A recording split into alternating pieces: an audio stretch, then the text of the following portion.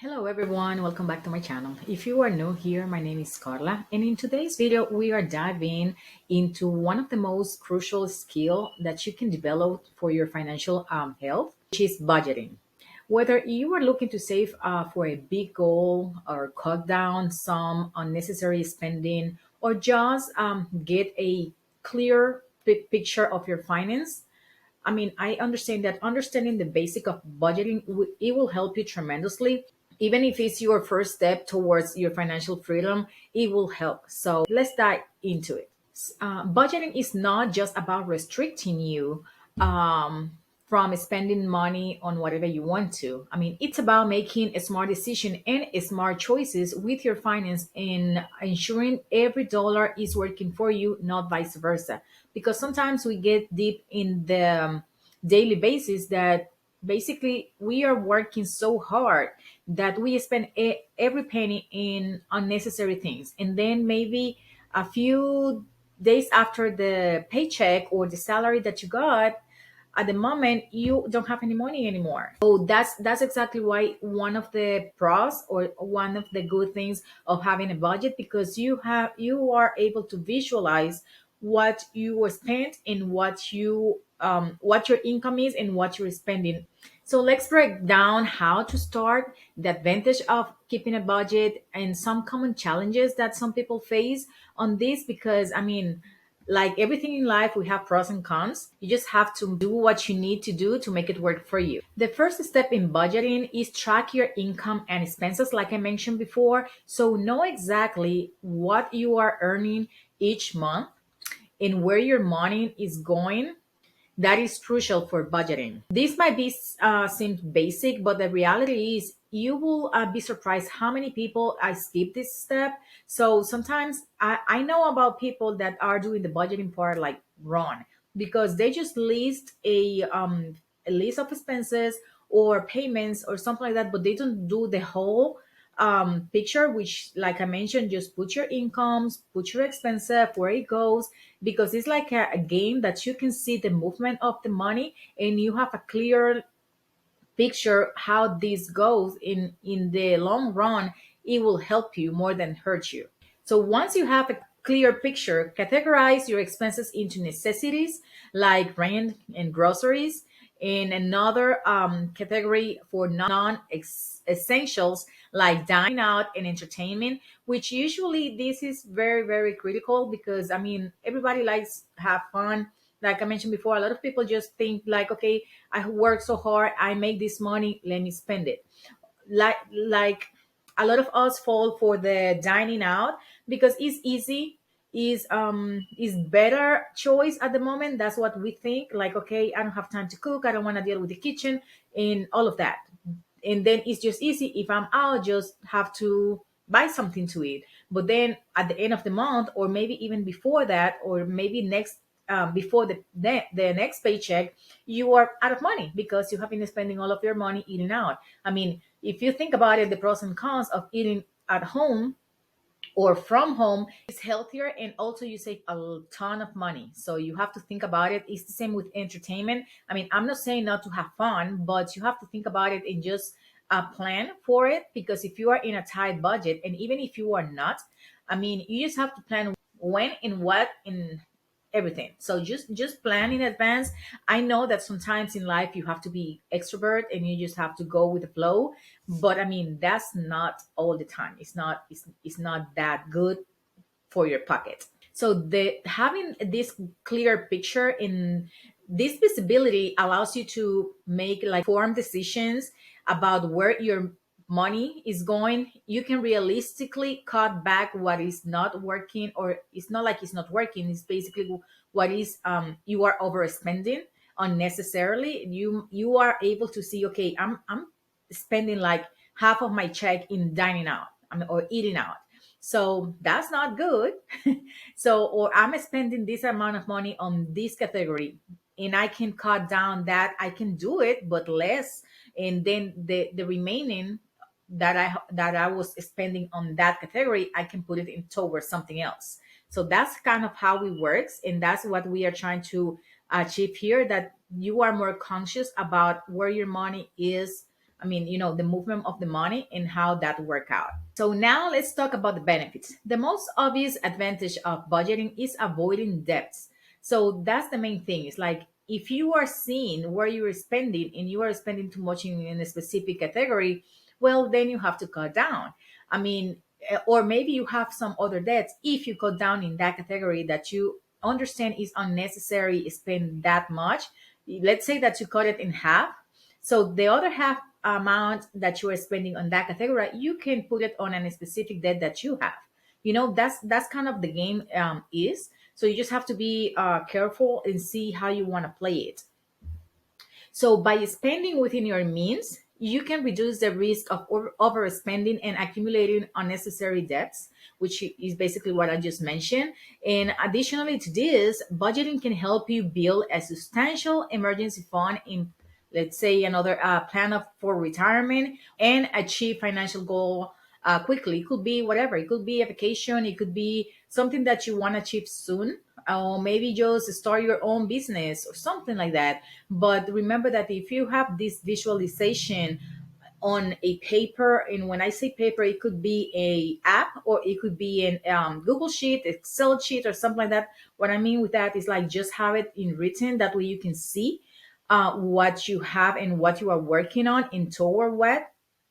That way you can put a little bit here and there, and okay, I'm going to save this, it's going to be for the emergency funds, this is going to be for this, it's going to be for that. So that way you can plan for the future. Like I mentioned, it could be a trip for yourself to know a new city or a new state or something like that, or just a family trip, something like that. That way you can just plan ahead. That way you don't overspend all of your money in unnecessary things. So if you're enjoying this video and finding this tip helpful, please give us a thumbs up and hit the subscribe button. Also, let us know your budgeting experience in the comments below. Let's engage over there to see if how you are doing and how we can learn each other from this subject. Engagement helps us bring more content like this for you and for more people that need it. And don't forget to join to my free VIP group, which is hosted in a school platform for a deeper insight and strategy on personal finance, also everything related to money, personal finance, business finance, funding, credits, and all of that. This is a great community for learning and growing together. So I will leave the link below in the description box. Click on it and I will see you there. Coming back to the subject, budgeting is not a easy peasy thing. So everything in life comes with challenges. So one common issue is underestimating occasional expenses like car repairs or medical bills or something that you are not expecting to happen, which we call it also as an emergencies. That, I mean, it is what it is, just happened. You need to figure out how you're going to deal with it, and maybe you didn't plan for it. That's why it's important to put in a category in your budget for emergencies or for savings or for things like that. That is events or the situations that come out when you are less expecting it. In this kind of situation, usually can throw off your entire budget on the side, because maybe you plan for something specific, but then something come up like the car broke or some medical bill and you have to go to the emergency room or something like that, and then you have to put something down or pay the copay or pay the car for fixing the car, something like that. And I mean, you need the car, but also you need to be able to deal with your health issues. So it is what it is. You have to figure out. So that's mean that if you don't prep or prepare for those things in advance or consider those things in your budget, and that's mean that if something like that comes up, you will be short in no time, because probably what you have, let's say for eating out during the week or during these 2 week, and then something come up and you have to spend that money for whatever comes or whatever came out. Is like, let's say the car broke, I mean, now you have to fix it, so you take that money to fixing the car, then you don't have anything to eat for 2 weeks. So what are you gonna do? You have to prepare for those things. It's not like you won't eat, obviously you will figure out. However, if you plan in advance, it's much easier and better for you than commit any other or any issues. It's better for you to be prepared. So to combat these kind of situations, always overestimate your expenses slightly and have miscellaneous categories in the budget. Like I mentioned before, just be open-minded for whatever you think that might happen. So you just have to put in a balance pros and cons. I just give you like the two main things that could happen, which is the car broke. You never are prepared for that, or you are never expecting that because you never know when it's going to happen. It's same with the medical bills. I mean, you might know that you went to the doctor for a consultation or something like that, but if it's an emergency, you are not prepared for that either. So that's why it's important that you consider this here and there, and just put a little bit something on your budget from your paycheck or your salary or whatever income you get on the side for this type of situation. Another drawback is it can feel restrictive. I mean, people don't like to feel like, like tight or I cannot do this. I mean, it's really a tough call. A lot of people live paycheck by paycheck, which means basically you live in a restrictive life because you don't have this cushion. Maybe you don't know how to handle your money. Maybe it's too tight that you feel this way, like you are, in this cage and you just are working toward pay your bills and nothing left or nothing else. And it's not fun. So to help with this situation, I recommend using the 50-30-20 rule as a guide. So this is just a guide. I mean, you don't have to stick to it. You don't have to do this like like is like a military things, like, no, not like that. I mean, you don't have to do that like that, but it's give you an idea, because that way it's easier for you to tackle different things in your budget in life. So the way that this work is 50% of your income goes to necessities, which is basically the main things like rent, utilities, etc., etc. The 30 means 30% is the non-essential. I mean, you can put like just 30%. Okay, I need this or I want this in, but just you have to be able to determine if it's a must, if it's a really you need it, you really want it. I mean, this 30%, just don't abuse of it, because then it's going to reflect in the other percentage that you are working toward. So, and the other 20 is 20% of saving and debt repayment. So this is the 20% of your salary or paycheck or your income that we're going to use to start putting on the side. If you have debts, we're going to put it toward debts. That way we can start working, getting a debt free. Also, you can take, like, I don't know, depend of the situation. That's why I say it doesn't have to be strict, but it definitely helps with the financial health that you have, or the financial situation that you are in.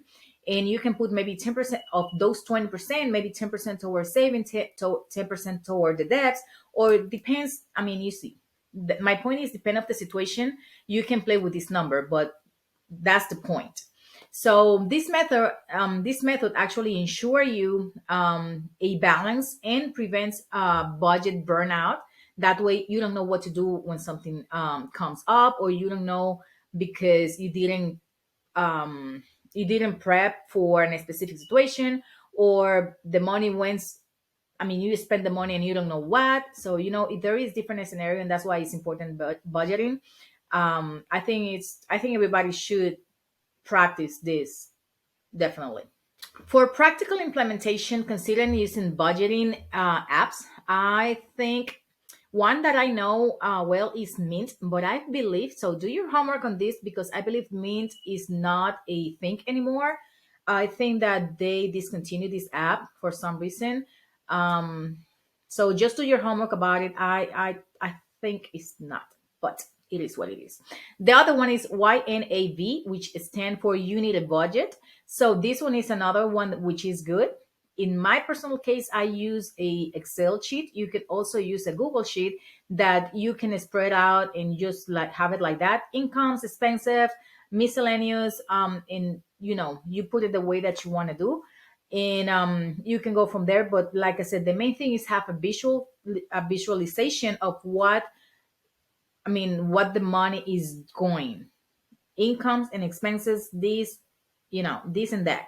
So for the apps, these tools usually can automate much of the tracking and categorize process, making the budgeting less tedious and more accurate. So basically, you have to sit down once and just set up everything, and then after that, you just have to be updating the numbers, which is the the expensive or the incomes or things like that. But you already have everything in place. If you decide to go with the sheet, I don't know, depend of the knowledge that how to handle a Excel sheet or a Google sheet you have. But if you have the basic, you also can have a visualization on everything. It might not be automatic because it will be more manual, because you have to update this information and just be moving the cells or the boxes, depends how you going to work toward that. But it still is a good tool to use. Remember, the goal of budgeting isn't to restrict your life, but to empower you. It's about making financial choices and financial decisions with your money to align with your long-term goals and not be in a hole. And that is all for today's guide on budgeting 101. With these tips and a bit of practice, you will be on the way to mastering your finance in no time. Thank you for watching, and don't forget to subscribe to my channel, to like this video, and also to comment below if you have any experience about budgeting. And please join my free VIP group for more financial tips and tricks. We will be talking over there a lot about money, which is a really good subject in my perception. So stay positive, stay proactive about your budget, and I will see you in the next video. Bye.